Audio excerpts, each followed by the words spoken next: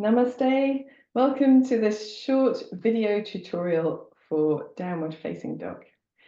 I hope that you have finding downward dog a useful pose to practice, but if you don't like it, usually it's because there are a few things that just need tweaking with your technique. And often it's not because you don't lack the strength or whatever it is you might think.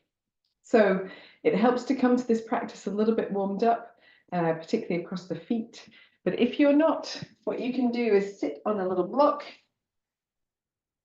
and just with your feet in a nice bent position, give them a little massage. So massaging across the soles of the feet. If you find this position difficult, then you can use a spiky ball and stand up and massage out the soles of your feet like that. What we're trying to do here is release some of the fascial tension from the soles of the feet, which really helps us to feel comfortable in downward facing dog. So hopefully a few moments of that will leave you feeling like your feet are brand new, and then you can tuck your toes under and just stretch out the soles of the feet by sitting back onto your heels like this, or you might need to be a little bit more upright, or you might need to flirt with the position but come out and not hold it. That's okay, whatever feels good. If this really isn't comfortable for you, then another thing that you can try doing is actually lengthening one foot behind you from a hands and knees point of view, and then just easing through that foot. And this is quite nice to ease out the calves anyway. So if you bring yourself onto hands and knees and just extend one leg, easing through the heel, and then swapping sides to do the same thing on the other side. So what we're doing here is preparing for the movements that our body makes in downward facing dog. Very good. And another part of the body that sometimes feels the effort in down dog is the wrists. So if you bring your palms together, interlace the fingers, and roll through the wrists. You can make much slower movements than this. I tend to move at 100 miles an hour. So yoga slows me down, would you believe? And then the opposite way as well. And then here you can also free the fingers, roll the backs of the hands and the palms of the hands towards each other. Just making these beautiful movements through the wrists and elbows, a little bit into the shoulders as well. And the opposite way. And this allows us to prepare the wrists for our practice. Super. So downward facing dog, I hope that you're familiar with the practice, but it is a position where we have the torso long from the palms of the hands all the way up to the tailbone, and then the back of the body long from the buttocks all the way down to the heels of the feet. So length in the back of the body and what we call our posterior chain is quite important, and it helps us to do practices prior to doing downward facing dog that help create that sense of spaciousness in the back of the body. If you feel very tight in your hamstrings, people often talk about the hamstrings. It's usually a combination of lots of other things, not just hamstrings, but you might benefit from doing a few gentle forward bends before we begin. When we practice downward dog, the position of the spine is the most important thing. So one of the lovely things that you can do, this block is for later, one of the lovely things you can do is to practice a puppy dog pose. So it's how I like to teach my students to come into downward dog when they're new. So spreading out the fingers nice and wide, and then taking the knees a little bit further back than they would normally be if you were on hands and knees, tucking the toes under and letting the hips come towards the heels. Doesn't matter how close to the heels they go, it's not about that. What we want to do is allow the head to rest between the upper arms or slightly above, if that's possible. And then from here, press into the feet to lift the knees a little off the mat. So we're still quite crouched. The chest and the abdomen are still pushed towards the thighs. And we're thinking about lengthening the tailbone, but keeping the knees bent. Here we get that sense of length in the upper body by pressing into the fingertips and the heels of the hands and moving the chest towards the thighs some more.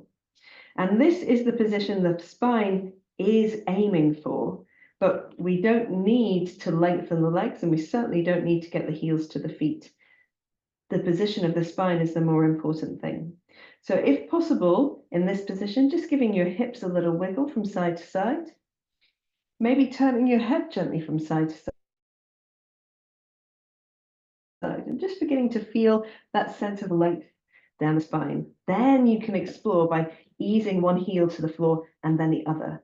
And remember, your heels on the floor is not the part of the pose that we're concerned with. The spine is the part of the pose that we're concerned with. So holding for as long as feels comfortable. And when you're ready, resting in child's pose or all the way flat. If you're over knees close together, you might take the forehead to the floor and rest the hands down to the sides of the ankles, or you might prefer to have the knees apart and the arms forward, toes together, and rest the body between the knees. It doesn't really matter which one you choose, as long as you feel one that's comfortable. And the alternative is resting flat on your belly if you prefer. After a few deep breaths, just bringing yourself into an upright position, giving the shoulders a little roll, and if you need to, releasing the wrists again with any of the wrist releasing poses or practices that you enjoy. Super stuff. So focusing on the position of the spine takes the effort out of trying to get the heels to the floor or the legs straight or any of these other things that may seem like the part of the pose that you're most challenged by. So focus always on the position of the spine, and let's have a look at some other things that can help. So the position of our shoulders really helps to secure the hands into the floor, and also to strengthen the position of the arms. So coming onto your hands and knees, and you don't need to have all of your weight into your hands. You can be slightly back if you prefer. We're just going to roll the inner elbows forwards and backwards. So what we're looking for here is this elbow crease of the elbow itself, the inside of the elbow, moving backwards and forwards, or round and round.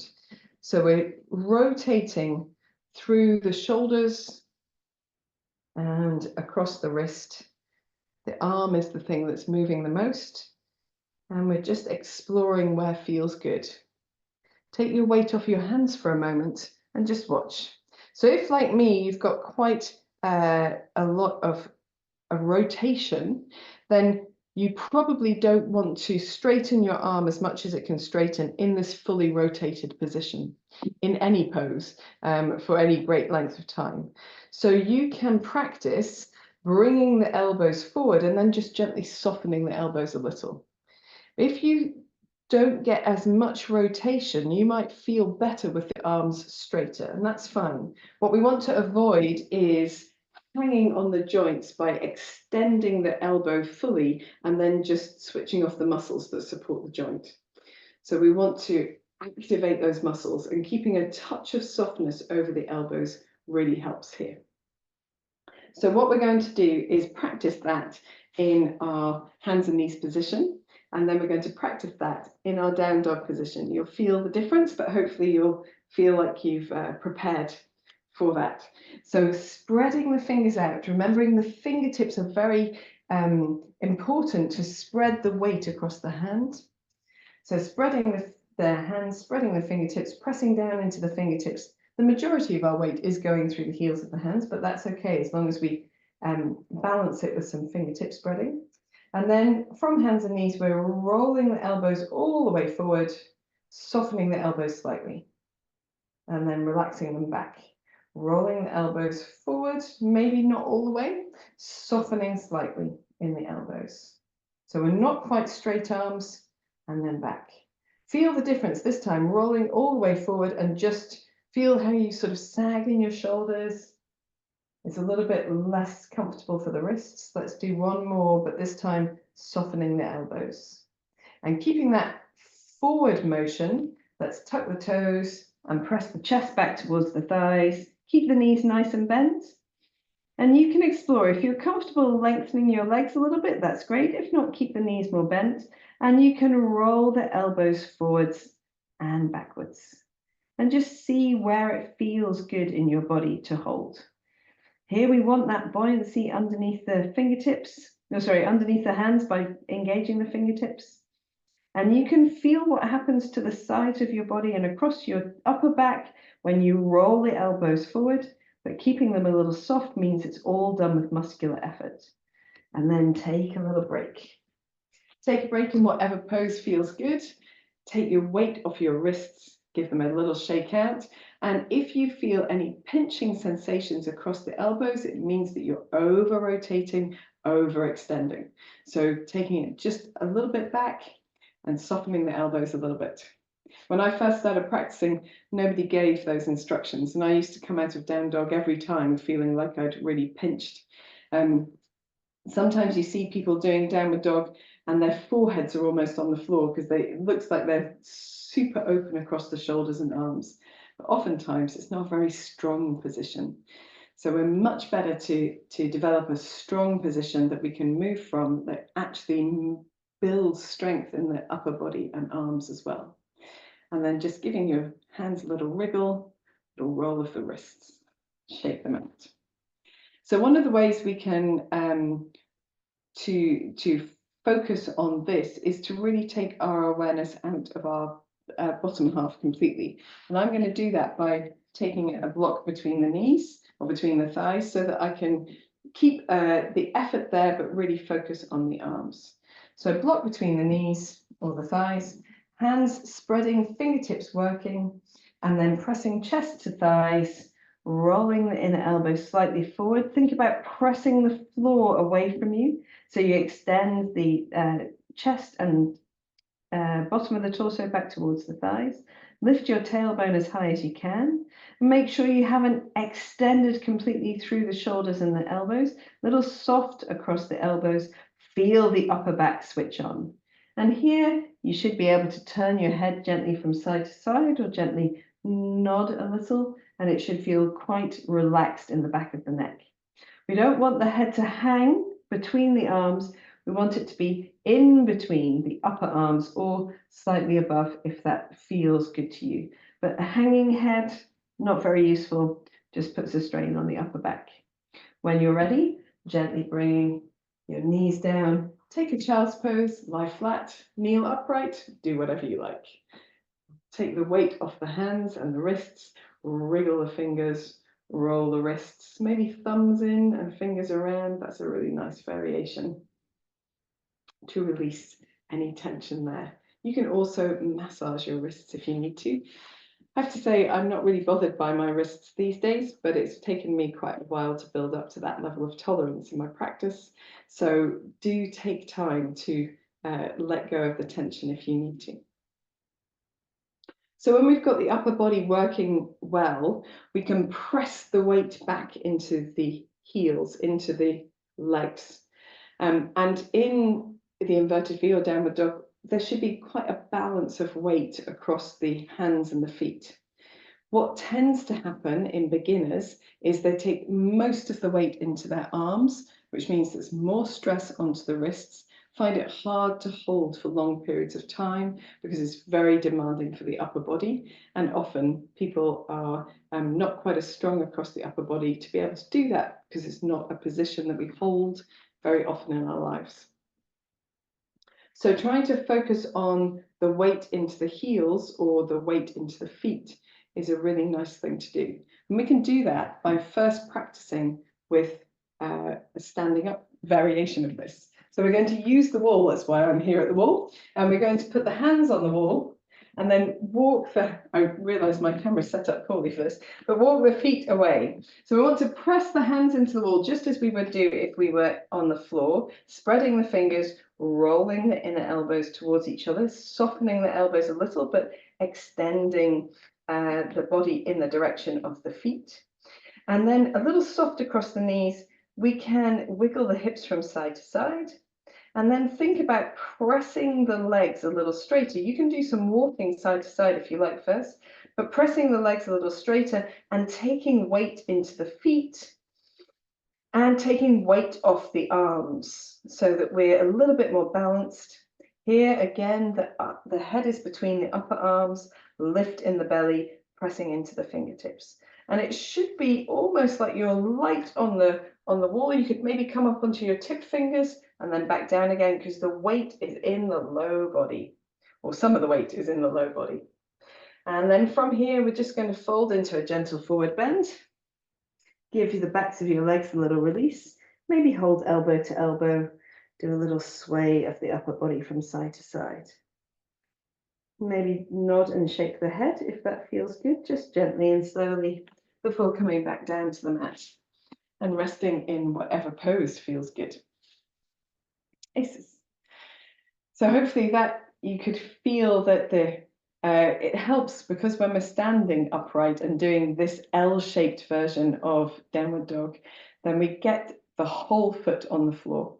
And often the foot being towards the floor really helps us to anchor our weight into the feet.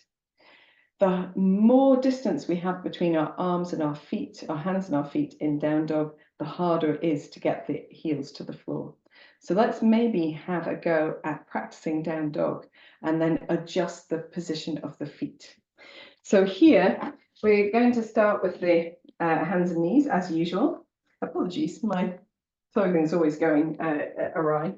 So spreading out the fingers, taking the hands and knees position that we normally find, giving yourself a little moment to wriggle the body in any way that needs wriggling. Then activate the fingertips, firm the belly muscles, tuck the toes, lift the knees up, and just press the chest back towards the thighs. Really thinking about the tailbone lifting, inner elbows rolling together, press the mat away. Feel the activation of the upper body, and then maybe step your feet just a little bit closer towards you and see if you can extend through one heel and then the other. Allow your head to turn a little if you need to, or the shoulders to move if you need to. That feeling of real lift through the belly muscles, pressing down with the fingertips. When you're ready, you can try coming onto both tiptoes and extending both heels down. And if it doesn't work here, you might draw your feet a little bit closer towards you, soften the knees so that you can get the heels down on the floor. And then think about pressing the weight into the legs so that you've got much less weight on your hands. Maybe you even feel a little bit of lightness across the hands. And you can begin to step the feet a little bit further back to see where your heels stay on the floor. And if they don't stay on the floor, just keep the knees a little bent. That's all good. And wherever you get to, it's a lot of this is about ankle flexibility. We want to press the chest towards the thighs, press into the fingertips, but feel the heels anchor the body. And the heels don't have to touch, but they have to be anchoring towards the floor. Pressing the backs of the legs away from you, scooping the belly in, allowing the head to be nice and relaxed whenever you're ready. Resting down, resting into child's pose, lying flat, or if you prefer, just simply kneeling upright. Take the weight off your hands, just rolling the wrists a little, shaking out the hands. Very good. So there are a few things that we can do to really help the heels to, or the back of the body, the bottom of the body, to take on some of this weight.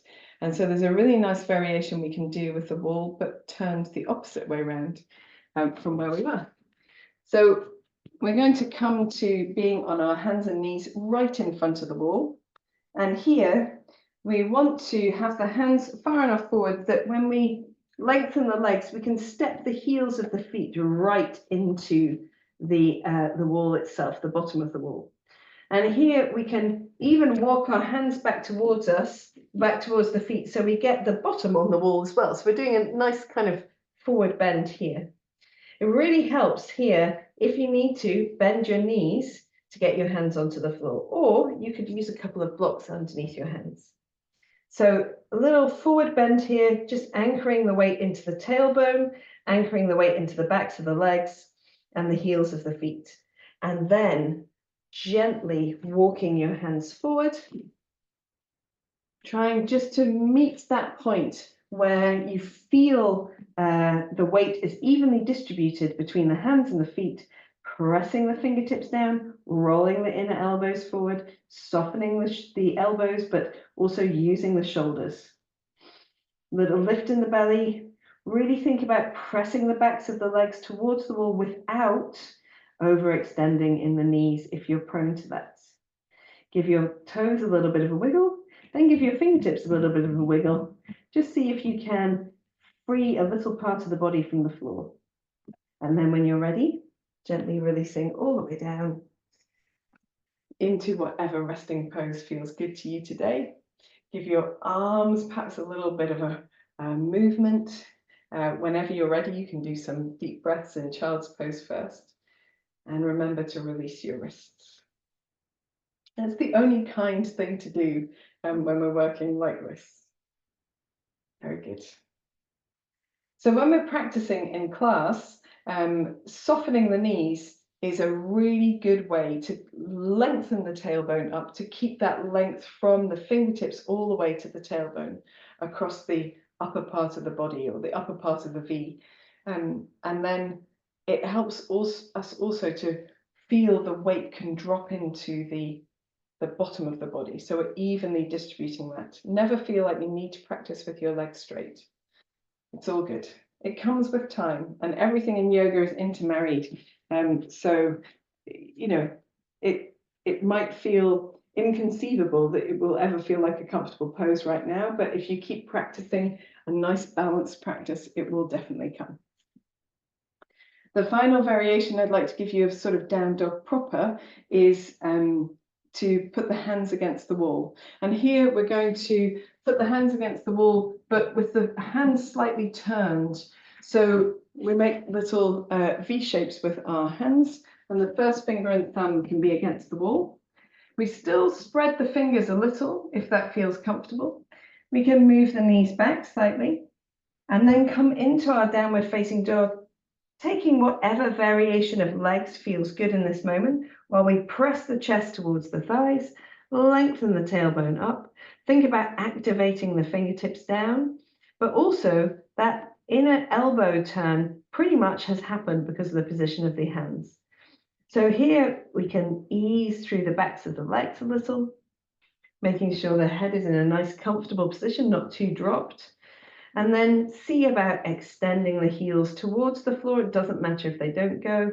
That lift in the belly is happening. And we're really using the arms, pressing into the wall, pressing down into the floor to move the chest back towards the thighs and take weight into the legs. Take a couple of deep breaths. And then when you're ready, coming all the way down, just taking a moment, releasing in whatever way feels good, that lets you let go of the effort of being in that pose. So if you have found it challenging to roll the inner elbows forward, that position of the hands really helps.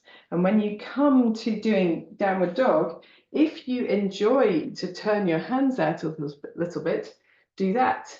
There are teachers who will insist on your hands being absolutely straight.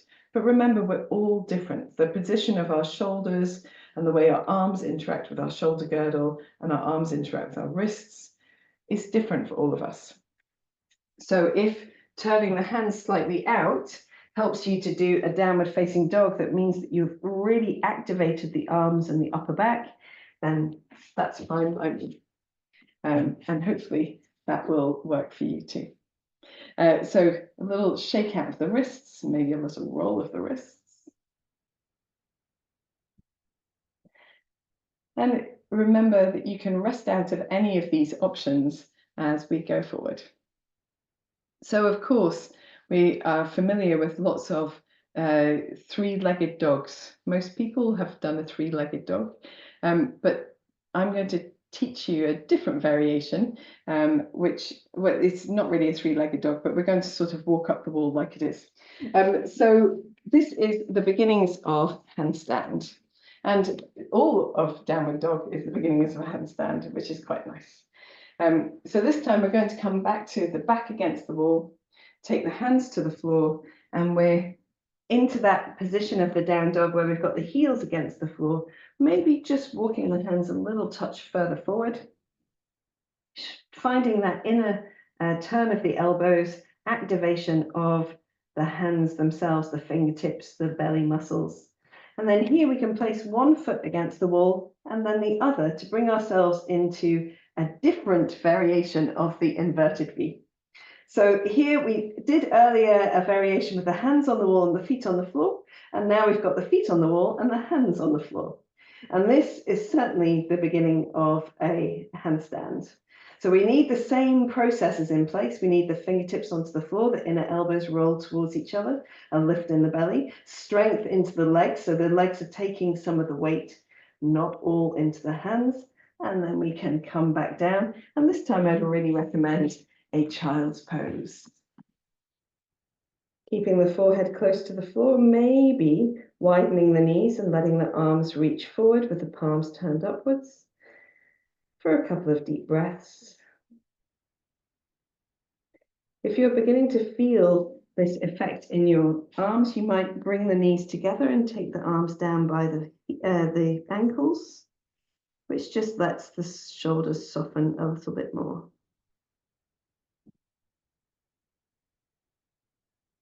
Whenever you're ready, coming up to an upright position. So there are loads of different variations of downward facing dog, and we can't cover everything in just one video. So there are other videos on this channel that cover downward dog, and I shall certainly do some more different variations for you in the future as well, maybe even working in towards a wild thing. But I hope that you'll practice these variations and gradually build your strength and confidence and stability through the shoulder girdle and that moving of the effort into the feet to take the weight off the hands.